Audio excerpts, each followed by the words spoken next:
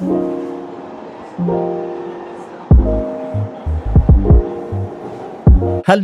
and welcome to the SamMobile Podcast. I'm your host, Ben from SamMobile, and welcome to episode 12 of the SamMobile Podcast, your weekly podcast roundup for all the latest news in the world of Samsung. And man, we have got another juicy one. We're going to be talking about the newly announced 200 megapixel ISOCELL HP3 sensor, as if Samsung haven't already announced a couple of 200 megapixel sensors. They have a new one. There's some differentiating factors that we're going to break down. Also, Samsung's fabrication process might be pushing very close to 3nm very soon. We're going to discuss that as well. And also the apparent rumored leaked prices of the upcoming Galaxy Watch 5. And we do have another guest, and I keep saying this, as a special guest, he is as special guest as it comes, almost as good enough as a co-host now, which as per usual makes it more bearable for myself and especially for you all as our audience watching and listening live. So as we like to say, get your meal, get your drink, get your popcorn, because as per usual, it's going to be a good show. And he's back, people. Of course he's back. It's none other than George himself. George, how are you doing, mate? I'm doing good. I've lost all the light. I feel like I'm one hoodie away from just being like Hacker Man in a film. I'm breaking into the mainframe and stealing the data core. But I'm doing all right. How are you, mate? Oh, mate, you know what? I'm back in the United Kingdom, England, specifically the UK. Yes, I'm back. After what feels like almost a month hiatus in Canada, I am back in the UK. I'm a bit jet lagged, so apologies. We are recording this on the 23rd of June on a Thursday evening. George, again, as per usual, is my anchor and the rescue man, the lifeguard of the situation, because a day just caught me off and I arrived back on Tuesday. Wednesday was an absolute blur. And then, you know, posted 2 videos and just trying to get onto it. So really appreciate you coming on. And yeah, I'm good. I'm doing well. It's good to be back home, but I do miss Canada low-key. Had a great time with the family, which I cannot complain. Now, the important question is it the family you miss, or is it that very fast internet connection? Mate, all of it. Like, talk about road trips, having to finesse them to finally get gigabit fiber that was already available. Mind you, they had 10 megabits down and up with like a ridiculously low ping. And I realized this doesn't make any sense. And yeah, they've got it. And it was actually cheaper because they've never changed their package for 10 years since living at that property. Oh, wow. It's just ridiculous, right? So no, it's another thing where I just hope I can get it here in the UK. But yeah, it was everything else, man. Just all the different provinces we got to go to, road trips, food, meeting family. But regardless, it's good to be back. And, you know, it's episode 12 of the SamMobile Podcast. So we got some juicy stuff to pretty much break down. And first topic, my goodness, high resolution camera sensors. Literally, as of today of you recording it, Samsung pretty much announced their, I wouldn't say their next, but another version of their 200 megapixel sensor. I think if I reference back, and you'll probably have the article in front of you as well. And again, for all our listeners, definitely follow and listen to us on all your favorite, you know, podcasting platforms. And also, if you're watching this as well on YouTube, definitely you can have all the visuals as well. So we're going to take that and make sure you like, subscribe, and turn on notifications. It's interesting because it's really not been that long. From memory, it's been about 5 months. Correct me if I'm wrong. It's probably been about 5 months since Samsung announced their HP1 sensor, which is meant to be their flagship 200 megapixel sensor. And the HP3, although high in number, is actually meant to be kind of like the second string one. But it does have some features in there that actually, you know, give it some odd advantage versus the HP1, which we'll try and look through.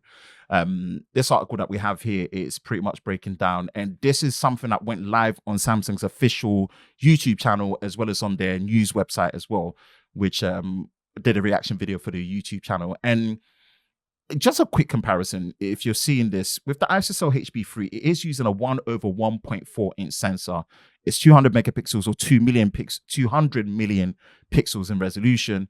It does come with an effective pixel size of 0.56 microns. If you compare that to the HP1 that was announced about 10 months ago, which actually Samsung recently did like a showcase of using that sensor on some professional glass and controlled environment on a billboard prints using a cat as a portrait model, right? If you compare it to that particular sensor, that is a larger 1/1.22 inch sensor, much, much closer to a 1 inch sensor. The pixel size is 0.64 microns. So it's a 12% difference in size, right? And what Samsung are pretty much doing with this is less space fits in more places. So apparently it's meant to take up 20% less space, and it's meant to fit in more physical, smaller sizes, or just be a much more space saver while still giving the benefits. Now, from what I'm seeing, you still get the capabilities of 4K 120 and 8K 30 frames a second. One of the things that they were boasting on here was the fact that you can record 8K video with less of a crop compared to the older 108 megapixel sensors. So you get a wider field of view. But what you are getting is the QD-PD autofocus. So that's quad phase detection autofocus. And that's obviously up from the dual phase detection autofocus that was on the HP1. So that's the area of capabilities that looks to be an advantage. Faster autofocus because it covers more area, or if all of the megapixels apparently have autofocusing technology, so that should more or likely give it the advantage because it's a smaller sensor in that sense, and it's covering more area. Other features that I saw was obviously pixel binning. From what I saw, it's pretty much doing the same pixel binning techniques where you've got 2x2, 50 megapixels at effective 1.12 micron pixels, or 12.5 megapixels at 4x4 at an effective 2.24 micron pixel size. Generally speaking, for things like better dynamic range, better resolution, and better storage management. And it's using other things like Smart ISO Pro with better HDR at mid, high, and low ISO points, at different exposures. What's interesting is they're saying that it's actually available for testing in terms of the samples, right? Mass production starts later this year. Now we're getting into the end game of the H2, second half of 2022. Let me get your thoughts on what you think of what they're doing with the ISOCELL sensors, especially these new high resolution ones that are being announced left, right, and center. What's your take, first of all? Yeah, so I'm intrigued in terms of these sort of ultra high resolution sensors, not because I want to take 200 megapixel photos. Mm-hmm. I mean, it's a neat party trick. Don't get me wrong.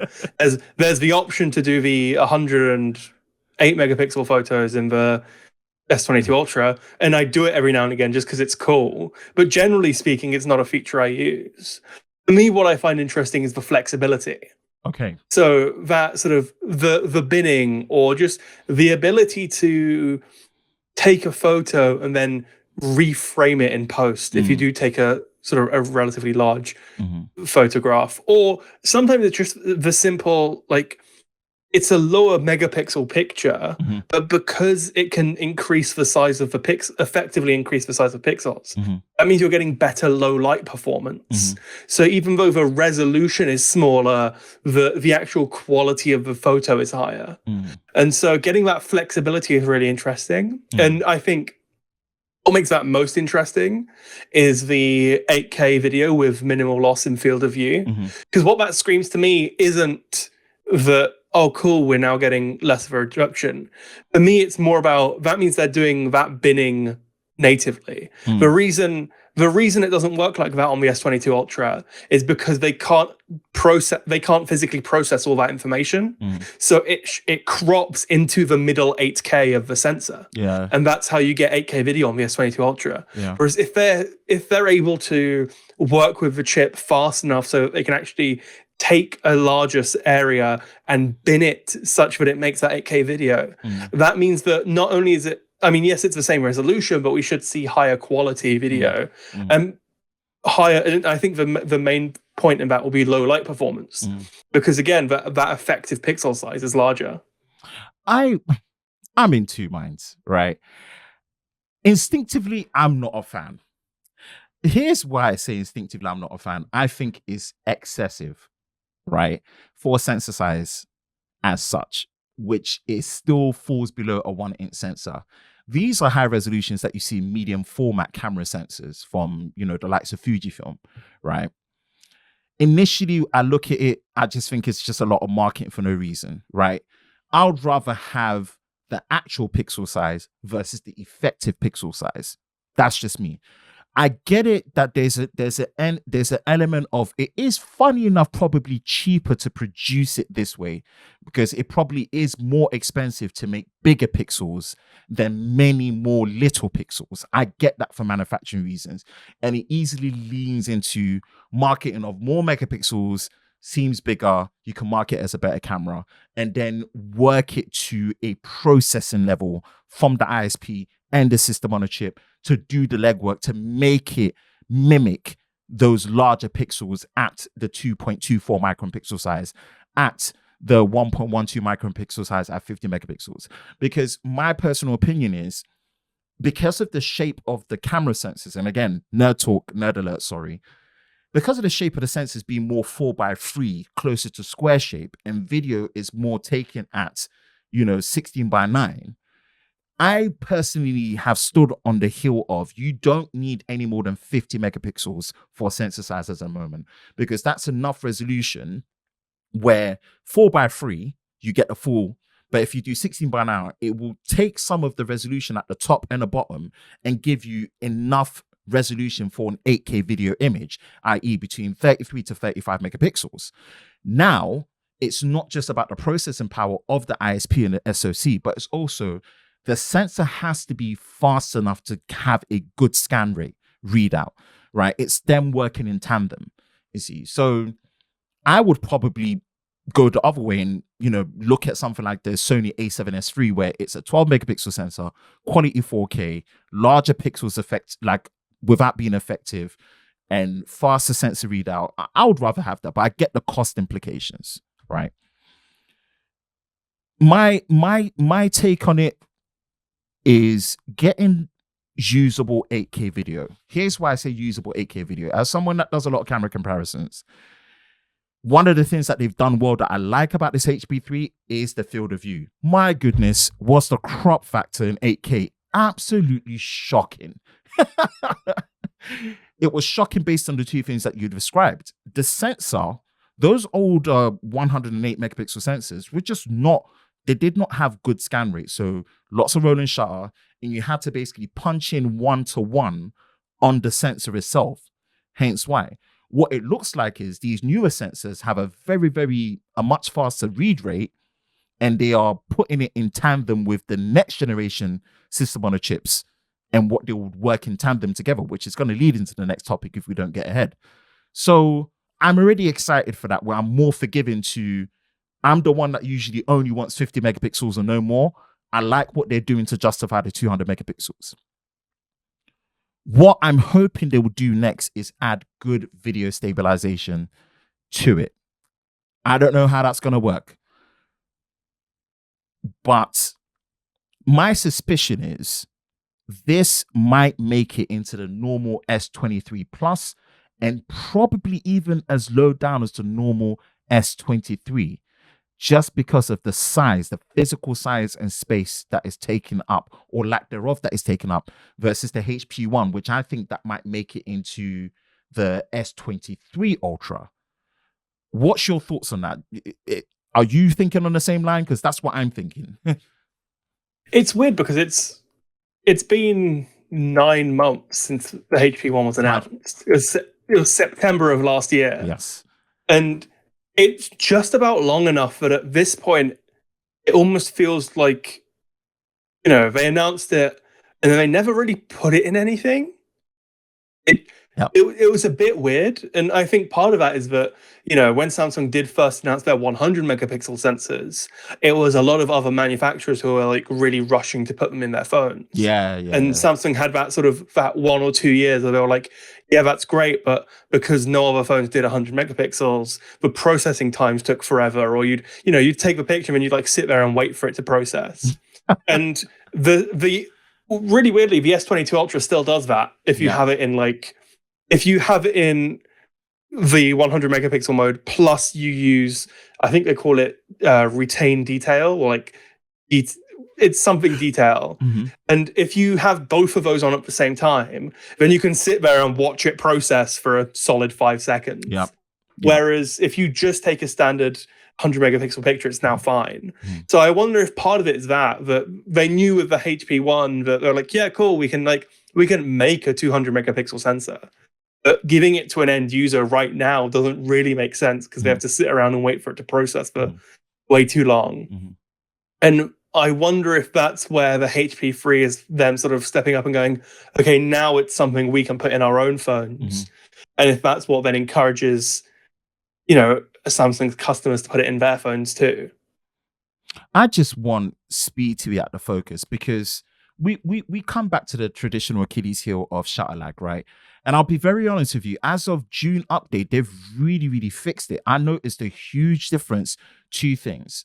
The update was quite big. We did a video on it. It was about 1.7 gigs on the S22 and S22 Plus, and it was about 220 megabytes on the S22 Ultra. Exynos models here, 2200 UK and Europe model. I noticed 2 things. Apps that load in memory when they're not in memory, and the shutter lag, right? I just want them to keep work on it. When I hear high megapixels, especially in regards to Samsung, I worry about processing time. You're just giving this phone and ISP so much work to do. Pixel bin, then squeezing, processing, smart ISO Pro with bracketing and stuff. All of that sounds great, but all I hear in myself is that you're adding another stage, another layer to capture the image to get there.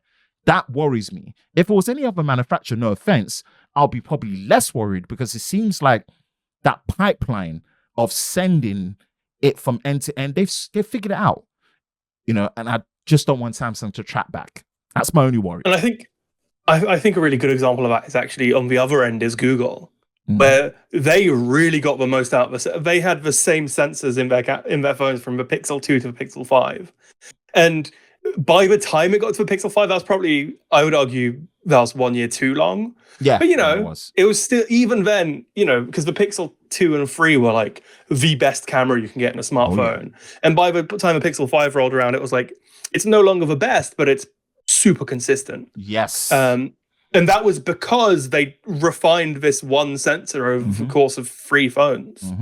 And so Samsung almost needs to do that same thing, where even if their excuse isn't that, maybe the S23 doesn't use the same sensor, but maybe the next year's A phones do, then maybe that's how they go about refining these sensors. And maybe they end up doing it the other way, right? Maybe they get one of these 200 megapixel sensors, stick it in a mid-tier phone, and that's like its a big selling point, but it has a 200 megapixel camera. And they have the 6 months, 1 year of time to really understand how the process works, how it affects the entire pipeline. And when the S23 comes out, they go, oh, we know exactly how to expect this will work. And you don't have that 6 months of really struggling to figure out how to fix this shutter lag. So go back to basics of how they used to make certain experimental A series devices. So maybe let's just say the A74, the higher end, the top higher end of the A series gets that 200 megapixel sensor to understand it better, right? I like that, because there was a series of A series phones that Samsung did this with, where they were doing like lots of multiple cameras with different portrait mode features and stuff. I think this was around 2018 period. I remember this vividly. I can't remember what A series models they were, but they were almost like there for a period of time just to experiment on certain things, and then that was it. I agree with what you're saying, because that element of consistency in terms of pin sharp capture speed is something that it's just been missing. And it's only as of now where and the response on Twitter and social media has been very positive to where we're like, right, they are understanding that this is important. Because one thing that makes me love Samsung is how flexible the camera experience is. I'm going to give an example without just saying it, right? Samsung's the only manufacturer that I know that if you're in photo mode, you can press and hold the shutter, it starts recording, you can just push up to lock it in record mode. If you're in something like 4K 30 frames a second, you can still switch between all the rear lenses, enter the front camera, enter the back camera without stopping recording. I cannot tell you how useful it is when you're in situations like holiday, which I've been on and I've used it many a times, where you can capture the moment quickly without having to worry about the friction of switching modes and having to stop recording because you can't do this, you can't do that, right? Samsung has the most flexible and accessible camera on any smartphone, in my personal opinion. But just that pinpoint sharpness that it lacks on certain things annoys certain people that maybe have pets, have kids that are just grown up in a very infant phase, you know? So I get more inspired by the HP3 than the HP1 personally. Just because of the fact that although it's meant to be kind of like the third string version of the 200 megapixel sensor, that super quad face detection autofocusing system, if it really does what it's meant to do, where it gives nearly as what Samsung is saying, and I'm only going by what Samsung is saying here, where all the pixels have autofocusing capabilities for faster and more accurate autofocus. The next generation ISP really gets tuned to handle the speed and pipelining properly, alongside other features that is having to do with Smart ISO Pro, with free conversion gains, with different ISO levels and stuff, and obviously bracketing with better dynamic range. If it can do all of that to really fix the speed and shutter lag, I'm all for these high resolution sensors. You can make me not stand on the hill that anything above 50 megapixels is almost useless in marketing. And the first sign I think they need to do like the A phone that most stands out to me is the A80, which is the one that had the rotating camera. That's it. Stuff like that. Just do something like that. Like because I think that's the perfect use case for a 200 megapixel sensor. Oh yeah. Because you use that for everything, right? Yes. You have the really quick response time needed for, taking pictures of your kids. And then you also need the detail stuff if you're taking selfies. It's the kind of phone that leads perfectly into we need all the information on how this sensor works, how well it takes pictures, and whether or not we can make this work in a phone where it's the centerpiece. Yes, sir. That's I love that. That was one of the phones I was trying to remember, was that experimental high-end A series phone to understand it better. That's just where we need to get. That's just where we need to get. So funny enough, third string or not, I'm more excited about the HP3 breaking the mold and convincing me that these super high resolution sensors are not just for marketing.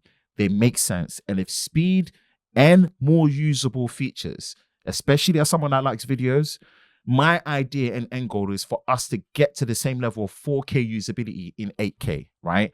With things like H.266 coming into fruition soon, and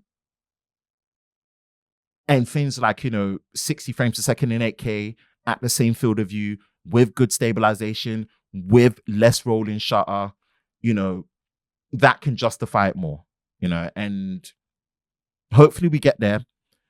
I think the announcements of these sensors, we don't want to ever get ahead of ourselves.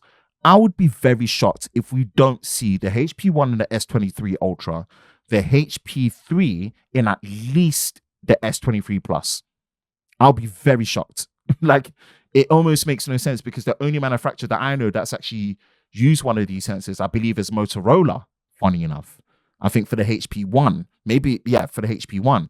But Samsung themselves here that we're talking about, I'd be very shocked if the S23 from January, February, March, whenever that's coming out next year, don't have any of these to be showcased with the next generation processors, I'll be very shocked. But that's my final take. I'm excited for the HP3. It might actually convince me that these high resolution sensors make sense. Any final takes from yourself?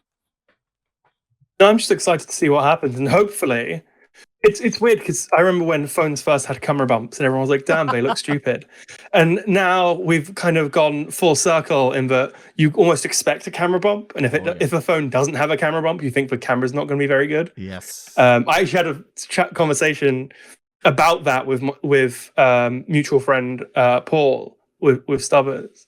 When I first looked at getting the S22 Ultra, he was like, the camera doesn't really have a camera bump. I don't know how I feel about that. And I was like, dude, like it's just like, if you don't see a bump, your brain goes, it can't be that good. It needs a bump. Oh my! So goodness. I can't wait, and I hope this means that we'll slowly trend towards smaller camera bumps. But it probably doesn't. But I can really hope so. Yes. That can be a psychological piece in one of the episodes very soon. I like that take. But that is topic number 1 wrapped up. Samsung's 200 megapixel ISOCELL HP3. Let's hope we do see it in the S23 Plus and maybe the S23. But yeah, we're gonna pretty much transition into topic number 2 after a short little break, because we know Samsung are very strong when it comes to manufacturing process, when it comes to what they do on the semiconductor front, and we could be seeing mass production of their 3nm process. And that's going to be an interesting discussion that falls off topic 1 in terms of what the next generation Exynos 2300 could be in terms of performance, and also other processes that they manufacture for, like in Qualcomm with their Snapdragon range. So don't go too far. Short little break, and we're going to get into topic number 2. And we are back, and that means topic number 2, and we are going to be talking about Samsung Foundries, their semiconductor manufacturing process, 3 nanometers. Oh, we know, if you know anything about how process nodes actually work, 5 down to 4 nanometers is not actually a full node shrink. It's actually 5 to 3 that is a full node shrink. So it's a half step. It's what we have right now with the 4 nanometer FinFET. But this is exciting. This is exciting to hear. And this was pretty much, we'll check when this was pretty much up and running. So what we've got here is, this was actually yesterday. So this was Wednesday on the 22nd, where this was posted up, and it says Samsung to push 3nm chipsets into mass production next week. Oh, I didn't realize that. That's end of the month.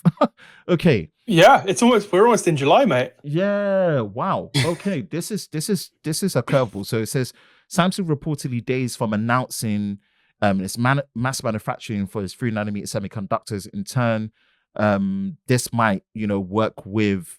Okay, I see what they're trying to do. They're trying to catch TSMC out, because TSMC have been on a roll, and they want to get the leg up on them before their 3nm comes in, because they've actually had to delay their 3nm process, right? And this is obviously going to be built on Samsung using the GAA, so the gate all around technology. The company should achieve around 45% area reduction while boosting performance by 30% and lowering power consumption, as we should be getting from a full node shrink, which is great. Exynos 2300. Oh my goodness. Right. We're going to talk about this. So developing a new chipset for the Galaxy S23 series. Again, Exynos 2300 is all we can suspect it to be. It's going to be apparently on the 3nm GAA process. The company already made $355 billion investment to bolster it, to lessen the gap that TSMC have got here. And again, the unveiling of the S23 is going to be very interesting based on topic 1 with the new HP1 and HP3 sensor. Now this new manufacturing process and what that can mean for the Exynos 2300. And let's dive into it. We know what's happening right now and the state of things with Samsung. The 8 Gen Plus 1, we discussed this in previous podcasts, right? And it caught me off until you let me know that. I was thinking, you don't have the same manufacturing process, 4nm, and get those type of efficiency gains, right? That's huge claims. But then when you said about it going to TSMC, I didn't actually realize that until you pointed it out. This is a very interesting place. How can I put it? I don't know if I've got any more heart and faith to keep believing in Exynos. I just want to put it that way, right? That's my take. What's your take, mate? Yeah, it's a vicious cycle because Exynos really peaked at like I want to say the S7, maybe. That was peak Exynos. Yes. You know, the S7 comes out, you're like, damn, look at us in the UK, we get Exynos. Oh yeah. Snapdragon at the time had been fairly prone to overheating. Mm-hmm. You know, we were all fairly happy with it.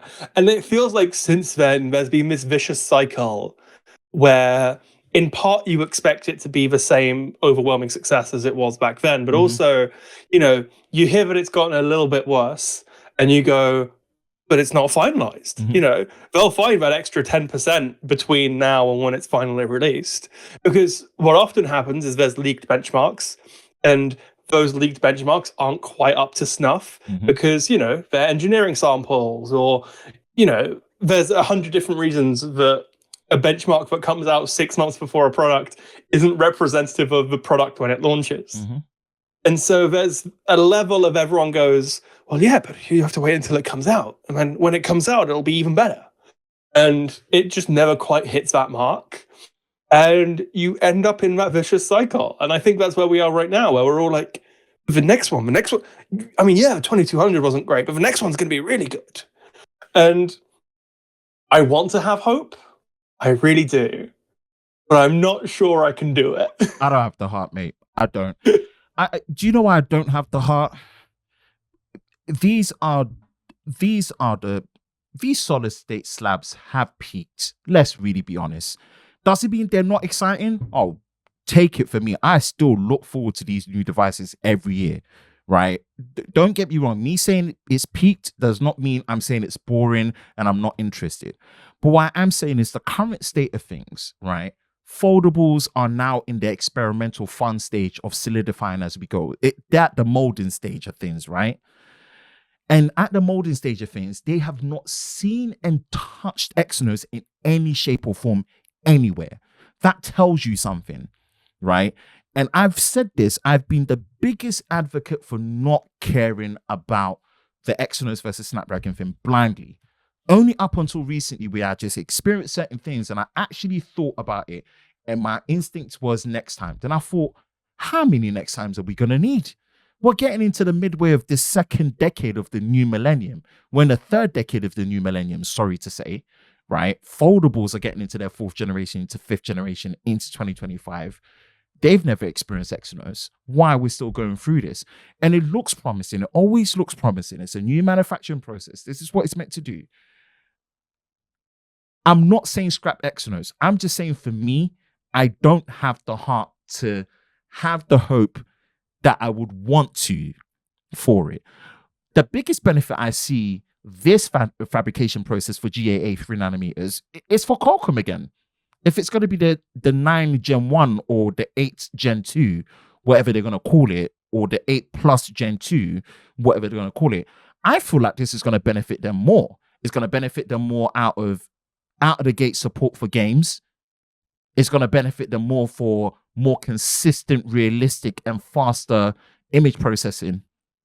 And it's going to benefit them more for the actual efficiency level. But then the Achilles heel is, are they really going to get it right?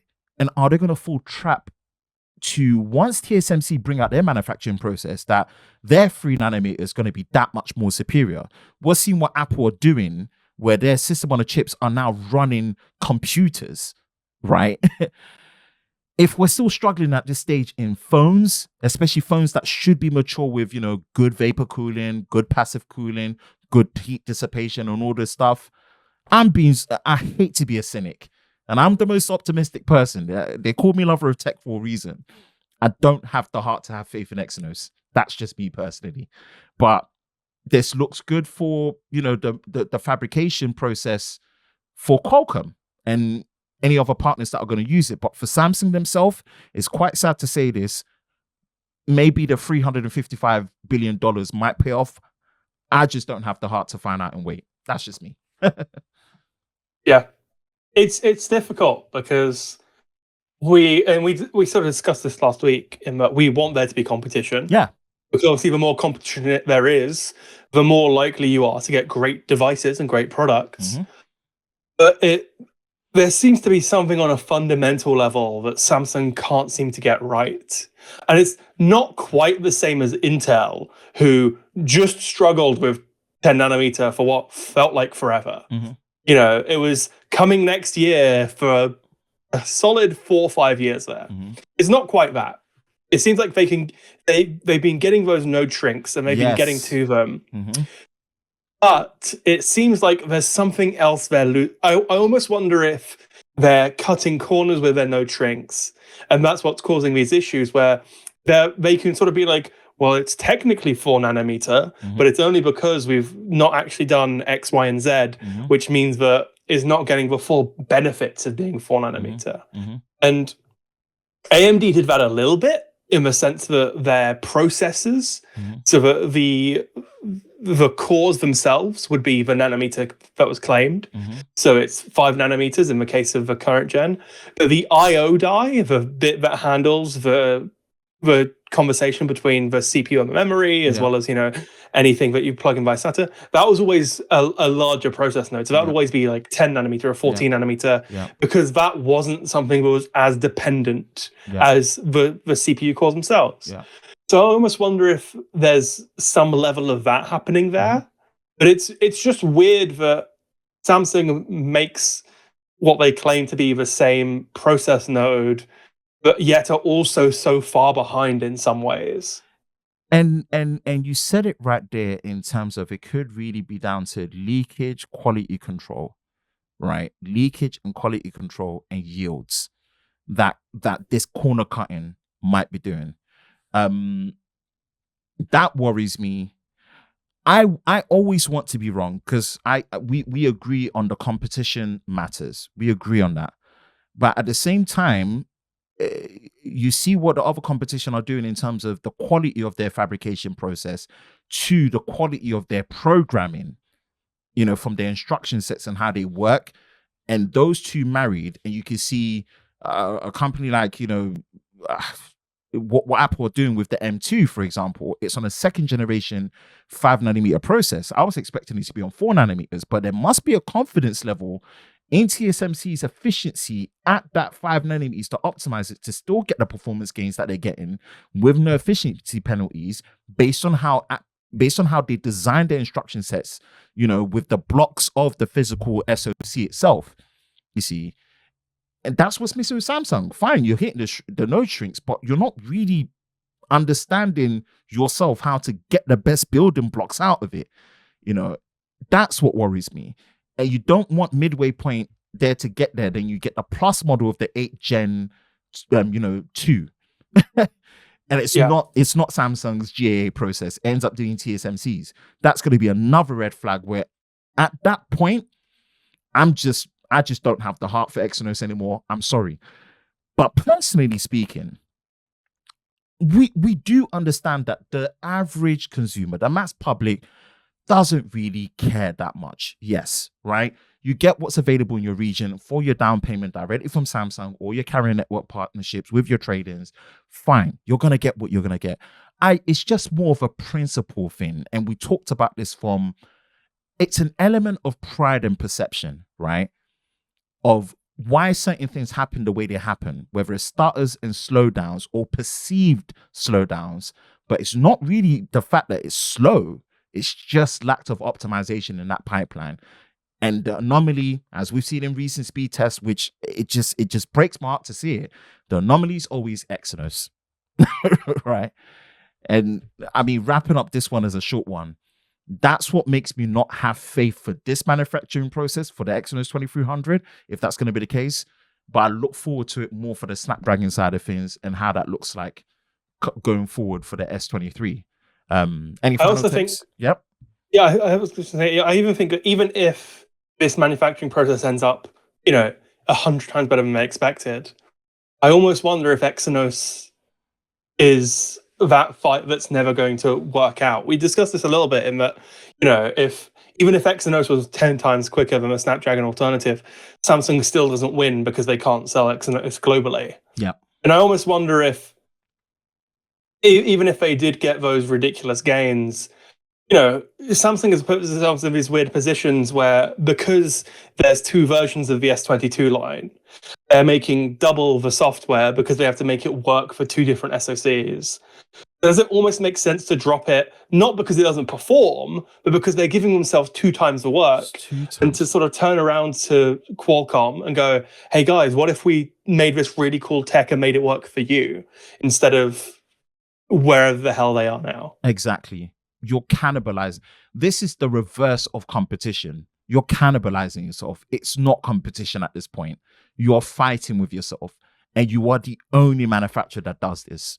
You're like, let's just call a spade a spade. They are the only manufacturer that does this with their product line, and they don't go as far as differentiating it in terms of naming it like I said before, the S22S for Snapdragon, the S22E, or whatever it is. They don't moniker difference it to even help to tell you what it is, right? I've lost count how many people in comments that ask me, should I get this or this? I said, look, you know what? If your region has Snapdragon, get it. And they're like, and even though I've stated it in the review, they're like, I didn't actually realize my region had different processors. Let me go double check. That's sad. That's heartbreaking. It helps me that I've given great advice for them to do more due diligence, but I'm like, you shouldn't have to go through that. So I look forward to it, the manufacturing process. I don't look forward to the Exynos 2300. I know it sounds harsh. That's just me.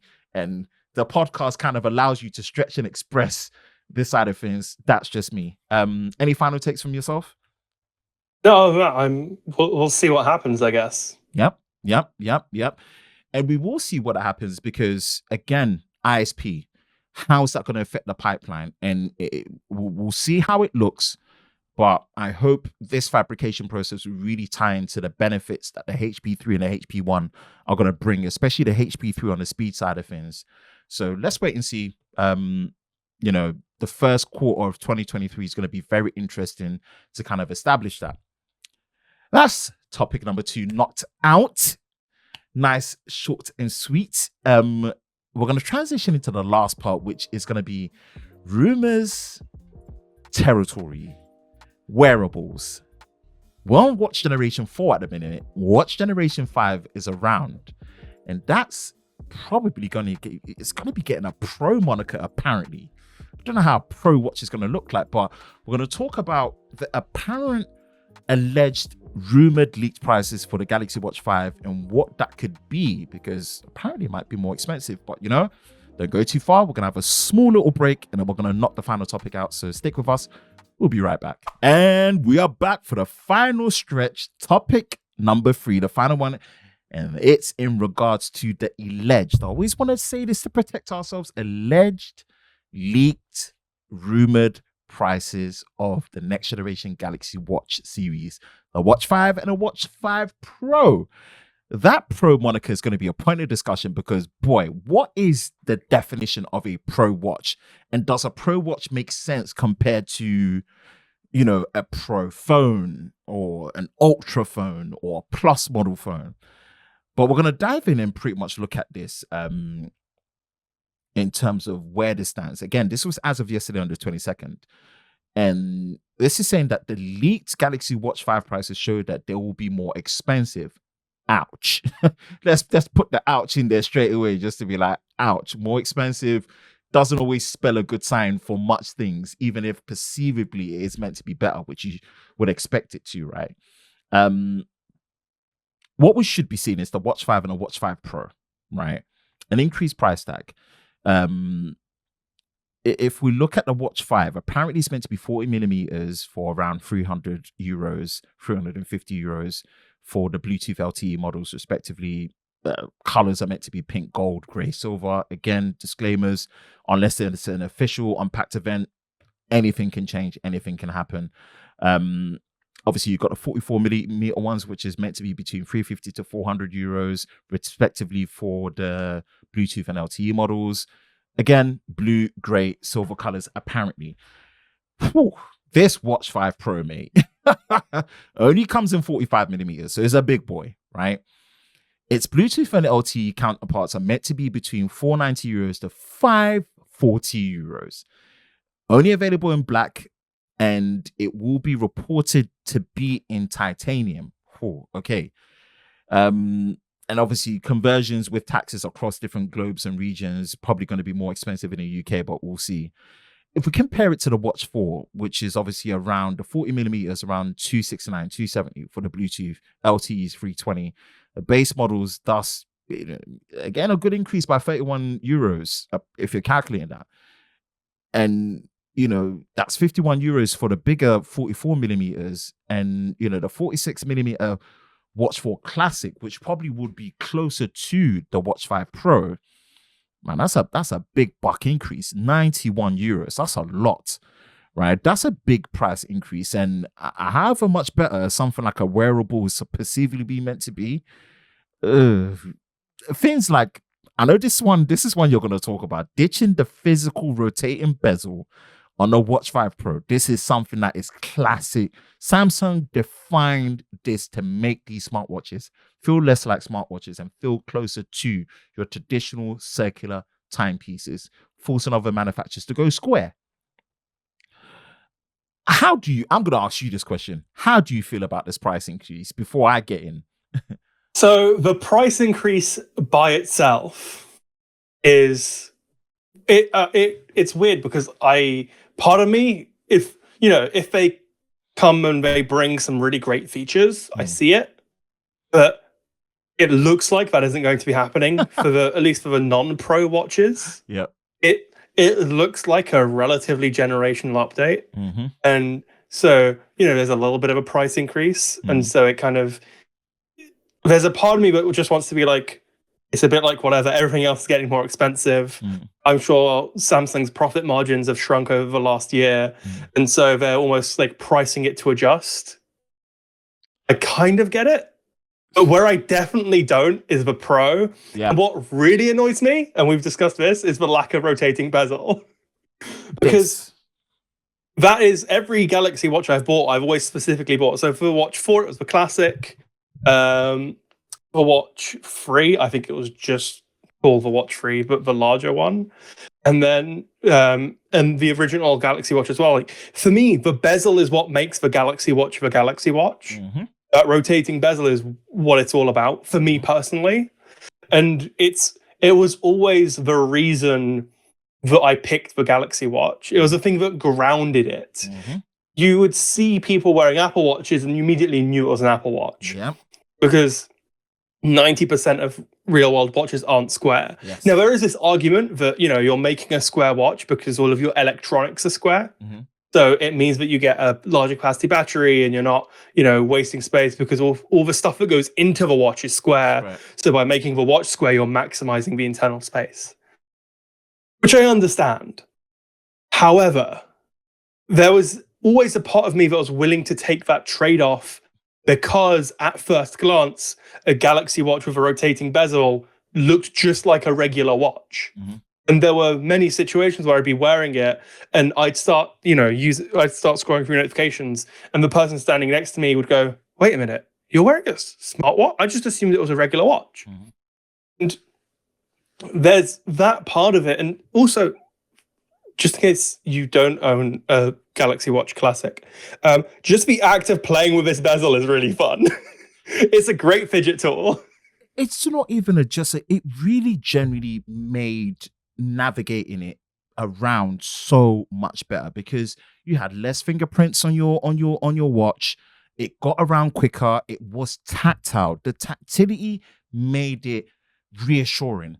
It's one of the reasons why, the focus on haptic feedback just made that bit more of an intangible difference to these smartphone experiences, right? It's a thing that is not on a spec sheet. You don't realize how good it is until you have a bad one or it's not there. And it just makes it more tactile, right? That's what that rotating bezel did. More tactility and better navigation on what is already a very small screen that you don't want your finger all over it to not just be making it dirty, but to be blocking what you're doing. This is coming from someone like me that's not really a wearable person. I'm not really a watch person. And I appreciated that. That made the difference in me using a Galaxy Watch more when I had my Galaxy Watches. It made it more fun. It made it more usable. It made it more bearable to navigate, especially when you're going through the apps and you just want to get through the menus very quickly. I just feel like, what is the other benefit? Are we going to see the benefit of the previous topic? Is the 3nm process going to be a benefit in here? Is that what the premium is? Because when I hear Pro, I'm not looking for more features in a smartwatch. I'm looking for a hell of a longer battery life. That's just me personally. When I hear Pro, specifically for a smartwatch, right? I don't really want more features in that sense. I want it to be more usable for a longer period of time.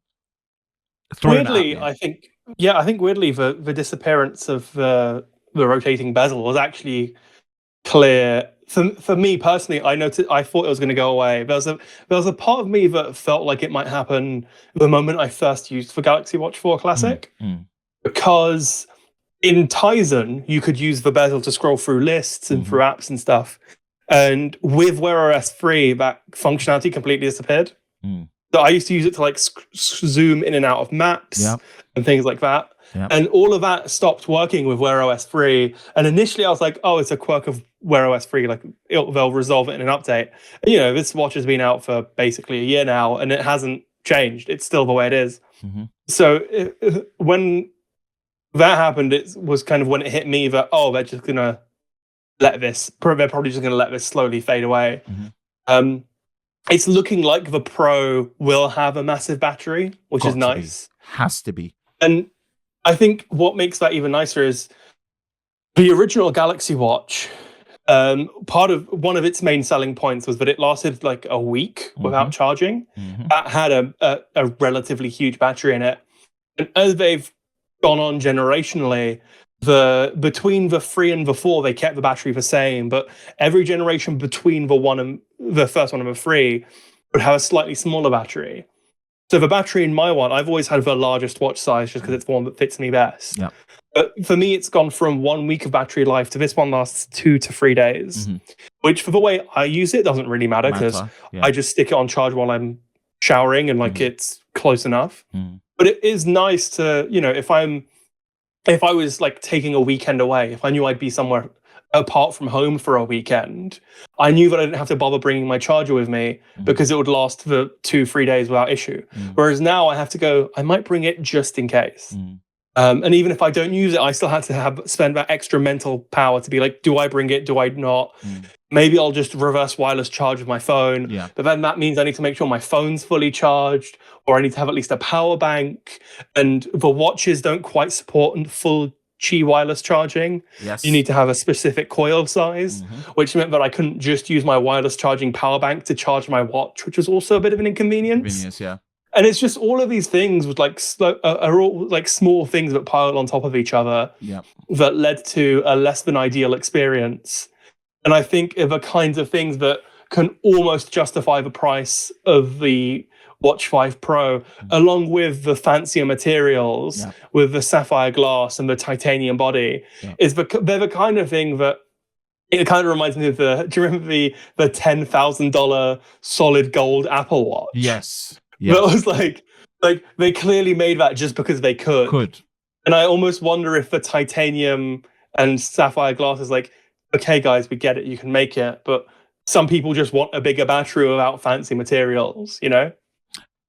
If it does not benefit from the 3nm process and a bigger battery with better efficiency for a Pro watch, Pro for watch is what I hear in my head for that. This is nah. This price increase is not going to be justified because I want to confidently say, yeah, it's a smartwatch. You don't do speed tests with smartwatches. It's not about blistering speed. You want the fabrication process, not for the speed, for the efficiency. And you want a bigger battery in there in a shell that still has a bit of niceness to the form factor in terms of aesthetically, right? I don't see this with the Watch 5 Pro. Boy, this Watch 5, I'm not saying this DOA, but it's going to be very, very hard to justify as a standalone. And it has got to be really bundled up well with the next generation devices, because you're asking a bit. And in this climate where us in the UK, we're paying almost £2 a litre for petrol, man, I'm not that eager to be upgrading my phone lines for my personal lines. I'm trying to cut back month on month because everything is just savagely just going up with less coming in, so that's my take, especially coming from me not really being a watch person and a wearable person. What's your final take, being someone that has been using wearables for this one? Yeah, I'm interested to see it. I was just double checking because this wouldn't be the first time Samsung's released a titanium watch. Okay. They really weirdly, halfway through the cycle of the Watch 3, they released a Watch 3 titanium, which was the same internals as a regular Watch 3, but titanium body and a titanium wristband, and that came in at $600. So it was $170 more than the non-titanium version. So it's actually weirdly sort of roughly in line with the benefit, or not the benefit, but with the increase over the regular Watch 5. Yeah. So it is roughly in line with where we'd expect that price increase. But the thing with the titanium was that they sold the non-titanium version, right? It was just the same watch, but titanium. Yeah. With the Watch 5 Pro, it's only coming in titanium. So it'll be interesting to see if maybe further down the line, they'll release a Watch 5 Pro Lite, right? Or, because it's not just that it's larger, it's also a different physical size. Yeah. Because the Watch 5 comes in 44mm, the Watch 5 Pro is in 45. So they can't just take the Watch 5 Pro, untitanium it, and call it a Watch 5. Yeah.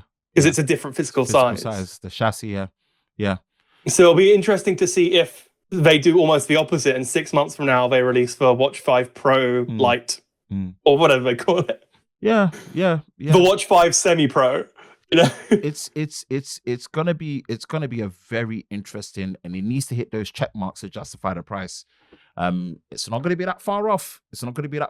But let's watch it and see. And for wearable fans, especially for the watch connoisseurs and the watch advocates out there, watch out for it. Once all of this becomes official, we are definitely going to be checking it out. But that is episode 12 of the SamMobile Podcast. George, as always, a big thank you from myself and the SamMobile team, just for your consistency, for being here. Really, really appreciate your time. As always, guys, if you don't have our social details and everything, it will be in the description below. All the links referenced will be in the description below. Definitely, you enjoyed this, give us a rating, follow us, turn on notifications on all your favorite podcasting platforms, as well as SamMobile TV on YouTube as well. Give us a follow on socials. As we always like to say, stay safe during this time, and we will most indeed catch you in the next one. See ya.